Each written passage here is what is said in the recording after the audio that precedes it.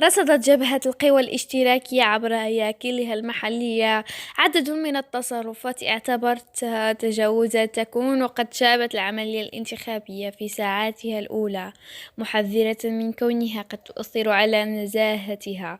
وذكر بيان جبهة القوى الاشتراكية أن هياكلها المحلية عبر الولايات سجلت غلقا لمراكز الاقتراع إلى ساعات متقدمة من النهار، مثلما حدثا في أحد المراكز ببلدية بئر خادم ولاية الجزائر، وتأخرا في فتحها ببلدية طلمين بولاية تيميون، وأيضا غياب أوراق الاقتراع الخاصة بجبهة القوى الاشتراكية في مراكز انتخابية بولاية قسطنطينية. أما في حالة أخرى ببلدية حيدرة بولاية الجزائر، كما وقفت الأفافاس على عدم تطابق الأوراق مع معايير العملية الانتخابية مع ما يعرضها للإلغاء.